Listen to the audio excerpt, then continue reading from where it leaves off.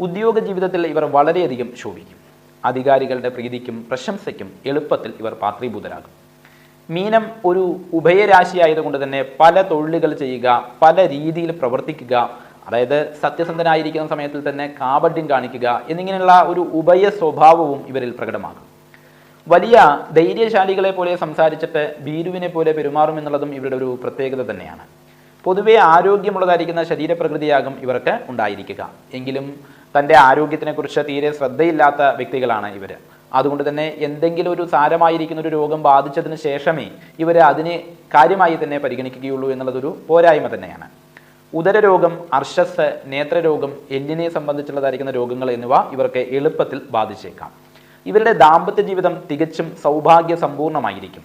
മനസ്സിന് ഇണങ്ങിയതും കുടുംബഭരണ ചാതുര്യമുള്ളതായിരിക്കുന്ന ഒരു ഭാര്യയായിരിക്കും ഇവർക്ക് ലഭിക്കുക.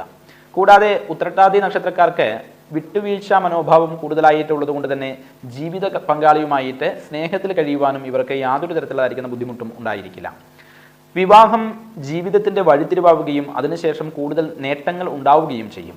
ബന്ധുബല നിമിത്തമായിട്ട് പല നേട്ടങ്ങളും പ്രതീക്ഷിക്കാം. വിവാഹത്തിന് ശേഷം ജനിച്ചു വളർന്ന നാട്ടിൽ നിന്നും അകന്നു പോകുവാനുള്ള ഒരു സാധ്യതയും ചിലരിൽ കണ്ടുവരുന്നുണ്ട്. സന്താനങ്ങളെ കൊണ്ടുള്ളതായിരിക്കുന്ന നന്മയും വേണ്ട വിധത്തിൽ തന്നെ ഇവർക്ക് പ്രതീക്ഷിക്കാവുന്നതാണ്.